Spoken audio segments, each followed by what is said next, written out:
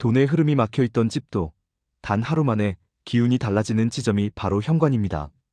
그런데 많은 분들이 평생을 살면서도 단 한 번도 모르고 지나치는 비밀이 하나 있습니다. 현관에 이것 3개만 제대로 올려놓으면 재물복이 터진다는 사실 말입니다. 이건 단순한 풍수 팁이 아니라 실제로 상담 오신 분들 중 몇 달 만에 매출이 2배로 오른 사례에서 공통적으로 확인된 핵심 포인트이기도 합니다. 여러분은 어떠십니까? 요즘 돈의 흐름이 막힌 느낌, 이유를 모르겠지만 자꾸 지출만 늘어나는 느낌 있지 않으셨나요? 그 시작점이 바로 현관에서 갈립니다. 제가 왜 이렇게 단정적으로 말씀드리겠습니까? 수십 년 동안 사람들의 운의 흐름을 보면서 느낀 건 단 하나입니다. 집은 주인을 닮고 기운은 공간에서부터 움직인다는 사실입니다. 그 중에서도 현관은 재물운의 입구이자 복이 들어오는 첫 관문입니다. 이 관문이 흐트러져 있으면 어떤 재물운이 와도 문 앞에서 흔들려 버립니다. 그래서 오늘 여러분 집의 기운을 단숨에 바꿀 수 있는 단 3가지 재물복이 들어오는 결정적인 물건들을 말씀드리겠습니다. 이건 진짜 치트키입니다. 지금부터가 매우 중요하니 끝까지 함께 들으셔야 흐름이 완성됩니다. 하지만 그 전에 하나만 여쭤보겠습니다. 여러분의 현관은 요즘 어떤가요? 신발이 몇 켤레쯤 나와 있나요? 먼지 쌓인 우편물, 한 번도 쓰지 않는 우산, 이유 없이 쌓인 짐들. 만약 이 중 하나라도 해당된다면 지금부터 말씀드리는 내용이 더 크게 효과를 가져옵니다. 정리되지 않은 현관은 재물복이 들어올 자리를 스스로 막아버린 상태이기 때문입니다. 그러니 오늘 말씀드리는 3가지는 버리고 치우는 정리보다 훨씬 강렬하게 기운을 바꾸는 장치라고 생각하시면 됩니다. 이제부터가 진짜입니다. 첫 번째 물건부터 바로 말씀드리겠습니다. 첫 번째는 빛이 살아있는 물건입니다. 풍수에서는 빛이 곧 재물의 생기로 해석됩니다. 어두운 현관은 들어오는 복을 반쯤 소멸시키는 것과 같습니다. 실제로 상담을 하다 보면 요즘 이상하게 기회가 끊겨요. 돈이 들어와도 바로 나가요 하는 분들 대부분의 공통점이 하나 있습니다. 현관이 칙칙합니다.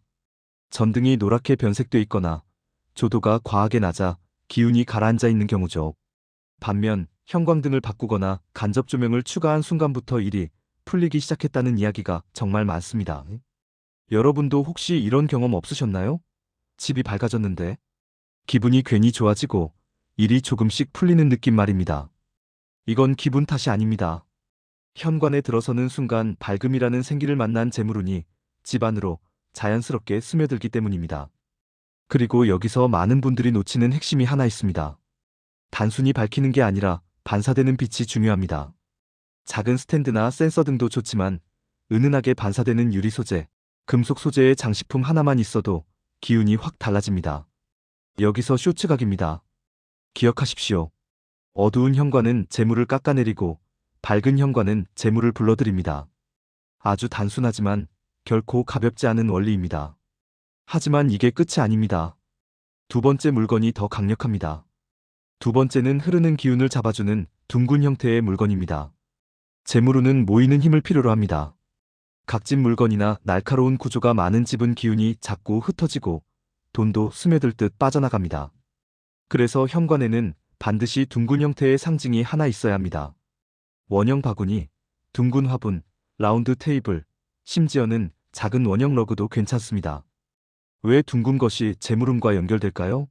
실제 명리에서도 재물은 토의 기운과 연결되는데 토는 중심, 모음, 안정을 상징합니다. 둥근 형태는 이 토의 기운을 자극해 돈을 모으는 힘을 강화시키는 역할을 합니다.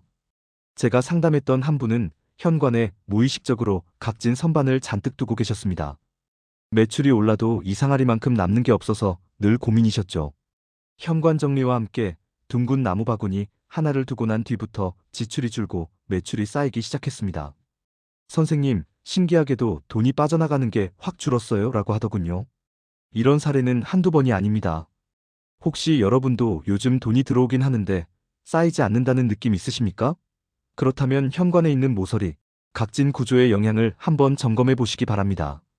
둥근 물건 하나로 흐트러진 기운을 잡아주면 재물운이 놀랄 만큼 안정되기 시작합니다. 이건 진짜 대박학입니다.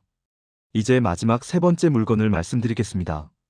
이 3번째가 재물복을 터뜨리는 결정타입니다.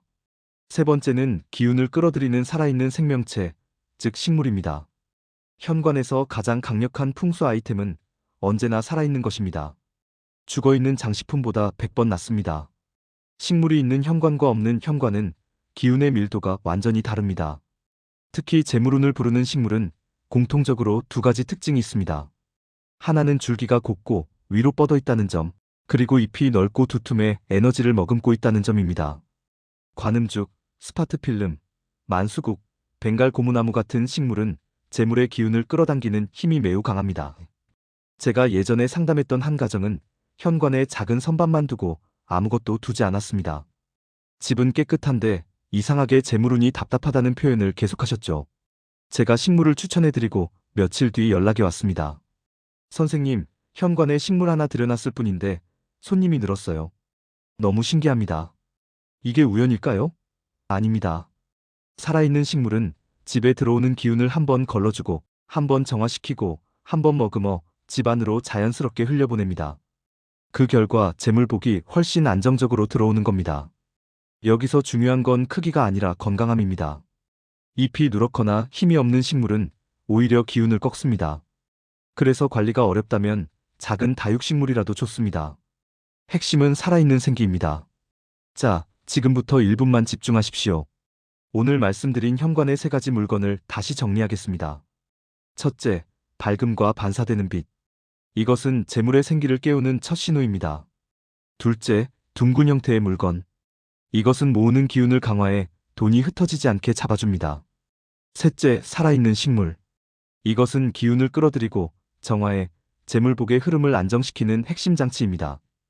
이 세 가지가 하나의 흐름으로 작동할 때 재물운의 길이 열리고 복이 누수되지 않으며 들어온 복이 집안에서 자리를 잡기 시작합니다. 하지만 이게 끝이 아닙니다. 현관에 절대 두면 안 되는 것들도 있습니다. 예를 들어 훼손된 우산, 오래된 슬리퍼, 고장난 물건, 불필요한 박스처럼 정체된 기운은 재물 흐름을 막아버립니다. 어떤 분들은 저는 왜 이렇게 복이 안 들어올까요?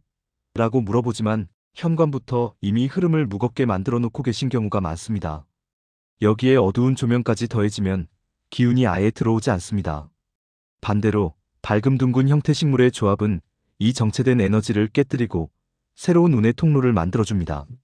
재물운이 들어올 때 특징적인 신호도 있습니다. 괜히 집안 공기가 상쾌해지고 잠깐 외출했는데도 다시 집에 들어올 때 느낌이 다르게 느껴지는 시점이 있습니다. 꿈에서도 물이 맑거나 높은 곳으로 올라가는 이미지가 자주 나타납니다. 이런 신호가 있다면 기운이 이미 움직이기 시작했다는 뜻입니다. 현관에 오늘 말씀드린 세 가지를 놓으면 이 흐름은 더 빨라지고 더욱 뚜렷해집니다. 이제 여러분께 묻겠습니다. 여러분의 현관에는 지금 어떤 기운이 흐르고 있습니까? 이 세 가지 중 이미 갖춘 것도 있으신가요? 아니면 오늘 바로 놓아둘 계획이 드셨나요? 여러분의 집에 어떤 변화가 생겼는지 댓글로 꼭 나눠주시면 좋겠습니다. 오늘의 흐름이 도움이 되었다면 다음 영상에서도 더 깊고 정확한 운의 지혜를 전해드릴 테니 구독과 좋아요도 함께 부탁드립니다.